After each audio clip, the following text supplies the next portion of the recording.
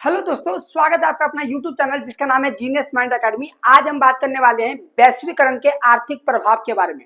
इससे पीछे जो हमने पढ़ के जो आए हैं वो राजनीतिक प्रभाव के बारे में पढ़ा था। इसमें एक एक डिटेल से बात करेंगे। आज इसका हमें जरूरत क्यों पड़ा कि भाई हमें इसको पढ़ना है। सबसे पहले तो ये समझ लीजिए, जिस प्रकार से आज एक देश दूसरे देश के ऊपर डिपेंड है तो इसके कारण हमें पढ़ना है। आज तकनीक के मामले में इंडिया हो सकता है किसी से कुछ मंगवा रहा हो या इंडिया से कुछ कोई मंगवा रहा हो तकनीक के मामले में, तो इसके लिए हमें पढ़ना है।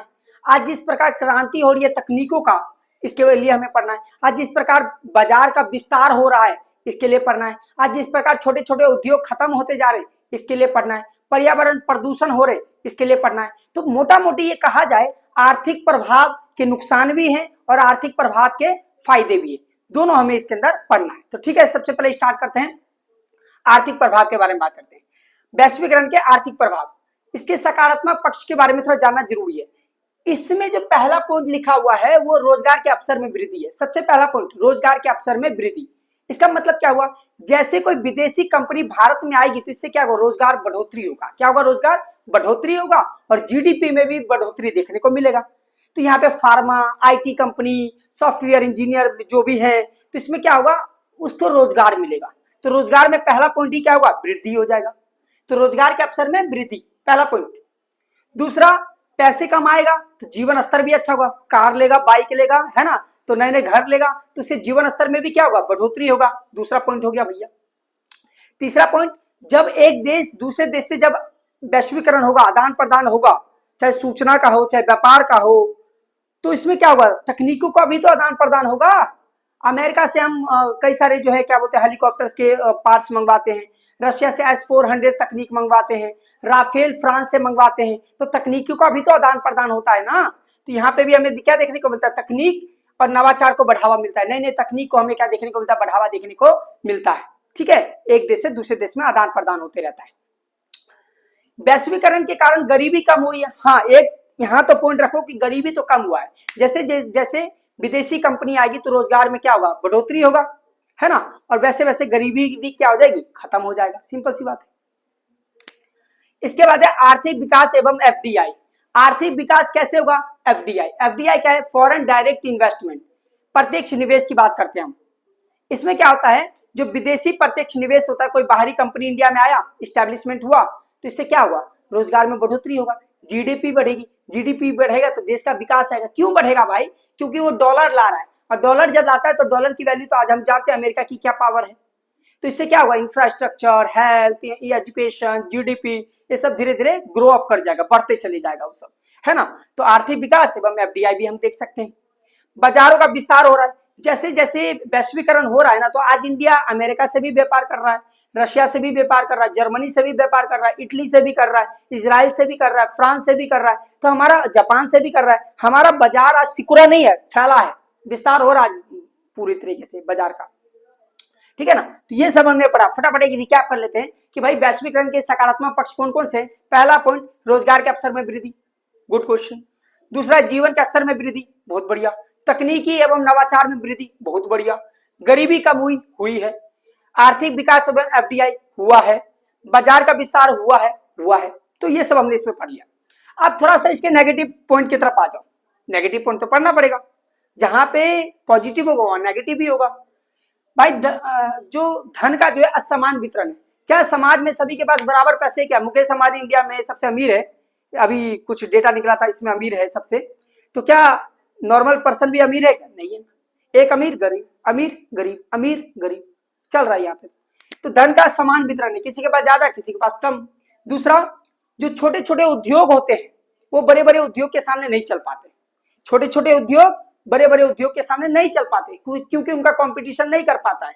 आपने पढ़ा होगा पीछे कि जब ब्रिटेन जब आई थी और जब यहाँ से कच्चा माल ले जाकर ब्रिटेन में बनाती थी, फिर वही तैयार माल इंडिया में लाता था, तो भारतीय उद्योग उसका मुकाबला नहीं कर पाते थे और भारतीय उद्योग क्या हो गया, समाप्त हो गया। सिंपल सी बात। तो छोटे उद्योग किसका मुकाबला नहीं कर पा रहे, बड़े उद्योग का मुकाबला नहीं कर पा रहे।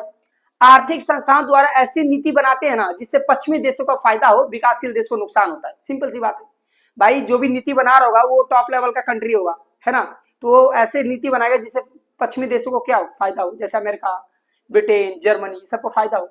और विकासशील देश को नुकसान हो रहा हो।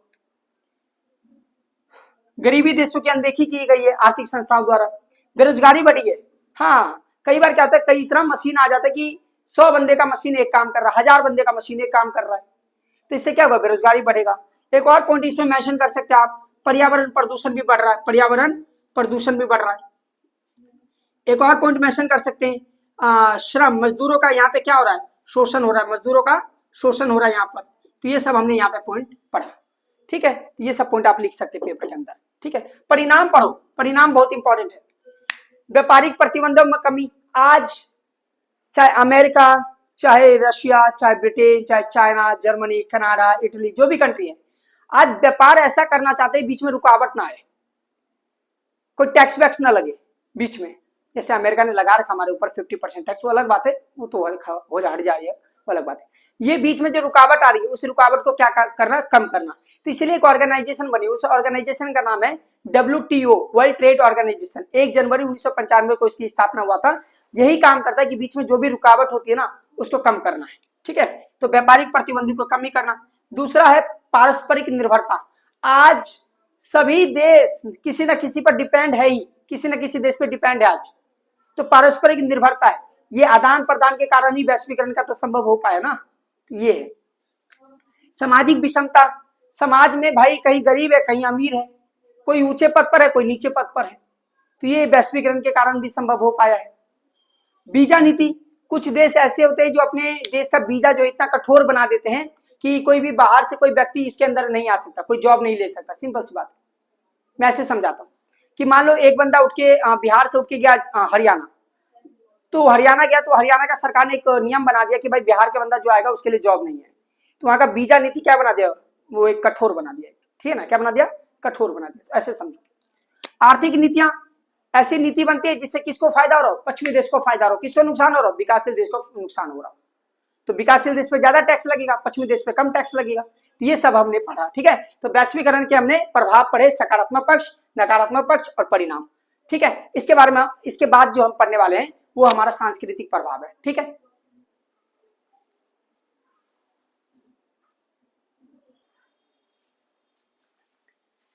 तो हम वैश्वीकरण के सांस्कृतिक प्रभाव के बारे में बात कर रहे हैं, इसके नकारात्मक और सकारात्मक दोनों के बारे में बात करेंगे। तो क्या क्या सकारात्मक में पढ़ना है और क्या नकारात्मक में पढ़ना है, उसके बारे में बात कर लेते हैं। सबसे पहला जो सकारात्मक पक्ष में हम पढ़ेंगे वो वेशभूषा में परिवर्तन। आज समाज में कहीं पे भी जाइए आपको ब्लू जींस जरूर मिल जाएगा, इंडिया का नहीं है, वो अमेरिका का है। आज आपको ना रहन सहन में ही परिवर्तन दिखाई देगा आपको। तो ये जो वेशभूषा में परिवर्तन आया वो किसके कारण आया है, वो वैश्वीकरण के कारण आया है, ठीक है। और इससे हमारी संस्कृति को बहुत ज्यादा हानि भी हमारे को देखने को मिलता है यहाँ। तो यानी कि वेशभूषा मतलब कपड़े में पहनने के तरीके में जो बदलाव आते हैं उसमें बहुत ज्यादा बदलाव आया, ठीक है। पहला पॉइंट वेशभूषा में परिवर्तन। दूसरा, नई सोच और विचार। आज इतना तकनीक आ चुका है ना कि हम यहाँ पे बैठे जो है कई दूसरे देश की जानकारी तुरंत इकट्ठा कर लेते हैं। तो ये तकनीकी क्रांति के माध्यम से आज हमारे पास सूचनाओं का भंडार पड़ा हुआ है। तो नई सोच है और नया विचार हमारे पास आते रहते हैं। आज हमारे पास विकल्प की उपलब्धता है, इतनी सारी विकल्प है कि हम खुद ही कंफ्यूज हो जाते हैं क्या लेना है क्या नहीं है। मान लीजिए आप बाजार में गए और कपड़े खरीदने लग गए, 10 कपड़ा ऐसे दिखा देगा कि आप मन ही भर जाएगा, बोलेगा नहीं चाहिए हमको ये सब कपड़ा। तो विकल्प आज इतना मौजूद है ना कि आप खुद ही कंफ्यूज हो जाते हैं हमारे पास, ठीक है। बहुत ज्यादा विकल्प है आज। सांस्कृतिक आदान प्रदान, आज एक देश की संस्कृति दूसरे देश में अपनाई जाती है और दूसरे देश की संस्कृति तीसरे देश में अपनाई जाती है। तो आज कहीं ना कहीं आज हर जगह सांस्कृतिक आदान प्रदान कहीं ना कहीं चलता जा रहा है। जैसे मैं आपको एग्जांपल देता हूँ, हम अमेरिका के बर्गर खाते हैं, पिज्जा खाते हैं, चाउमीन खाते हैं, कुछ भी खाते हैं, हमारा इंडिया का तो नहीं है। तो यह सांस्कृतिक आदान प्रदान हो रहा है। हर गली मोहल्ले में दूसरे गली में ही मोमोज वाला भैया मिल जाएगा आपको, चाउमीन वाला भैया मिल जाएगा। तो सांस्कृतिक आदान प्रदान हो रहा है। तो ये अभी जो पढ़ा है सकारात्मक पक्ष पढ़ा। क्या पढ़ा सकारात्मक पक्ष में? पहला है वेशभूषा में परिवर्तन, दूसरा है नई सोच और विचार में परिवर्तन, तीसरा जो है आपका विकल्प की उपलब्धता बहुत ज्यादा है, और चौथा जो पॉइंट पढ़ा सांस्कृतिक आदान और प्रदान हमारे को देखने को मिलता है। इसके नेगेटिव में भी देख लीजिए क्या नेगेटिव पॉइंट है। अब भाई क्या हुआ कि जो हम पहले इंडिया में क्या पहनते, धोती कुर्ता तो पहले पहनते थे ना। आज कौन धोती कुर्ता पहनता है? सब कहीं ना कहीं जो है जीन्स पहनेगा, कहीं ना कहीं शॉर्ट पहनेगा, सब अलग अलग पहनता है कि नहीं है। तो आज कहीं ना कहीं स्थानीय संस्कृति की जो मौलिक तत्व है वो समाप्त हो गया, मौलिक प्रभाव जो है समाप्त हो गया, है ना। ठीक है, तो कहीं ना कहीं हम दूसरे संस्कृति को अपनाते जा रहे हैं, पश्चिमी संस्कृति को अपनाते जा रहे हैं, जिससे हमारी मौलिक संस्कृति खत्म होती जा रही है। पहला पॉइंट। दूसरा पॉइंट, पश्चिमी संस्कृति को बढ़ावा देना। आज पूरे विश्व में ना पश्चिमी संस्कृति का बोलबाला है, चाहे अमेरिका ले लो, ब्रिटेन ले लो, फ्रांस ले लो, जर्मनी ले लो, कोई सा भी देश उठा के देख लो, आज उसका कहीं ना कहीं हम उसकी तरफ बनने की कोशिश कर रहे हैं, उसकी तरफ देखने की कोशिश कर रहे हैं। सांस्कृतिक समरूपता हो गया है, जिसमें किसी पश्चिमी देशों का जो संस्कृति का प्रभाव दूसरे देश पे दिखाई देता है। तो दूसरा पॉइंट आपको याद रखना चाहिए, पश्चिमी संस्कृति का प्रभाव हमारे को देखने को मिलता है। युवाओं में तनाव है भाई, अब तो हर सब देख सकते हो, युवा में तनाव। कोई फिल्म देख लिया तो वो फिल्म देखने से इसके अंदर इतना जोश आ जाता है कि वो दूसरे को मारने पीटने लग जाता है। तनाव, गेम खेल रहे हैं, गेम इंडिया का है नहीं, लगे पड़े हैं, क्या बोलते हैं उसको, पबजी गेम में लगे पड़े हैं, तो उसमें भी इसी के कारण तनाव है। रील्स वील्स देखने के चक्कर में तनाव है। तो ये हाइपर टेंशन, गाना वाना, मतलब इतना ज्यादा यहाँ पे जो है युवा में तनाव है। किसके कारण? इस संस्कृति के कारण। आप इसमें भी महसूस कर सकते हैं। उपभोक्तावाद को बढ़ावा मिला है। आज का जो समाज है ना, बचाना कम जानता है, खर्चीला ज्यादा करना चाहता है। तो आज का समाज जो है, चाहे कितना भी महंगा चीज हो क्यों ना, तुरंत ले लेगा। वो बचाएगा नहीं, आगे का नहीं सोचेगा, जो करना है आज करना है। तो ये हमने देखा, इसके बारे में हमने बात किया कि भाई क्या इसके सकारात्मक पक्ष है और क्या इसके नकारात्मक पक्ष है, दोनों के बारे में हमने बात किया। तो ये जो अब जो नेक्स्ट पार्ट आएगा उसके बारे में हम बात करेंगे। ठीक है, फिलहाल के लिए इतना ही। ठीक है, कैसा लगा जरूर बताना कमेंट सेक्शन में।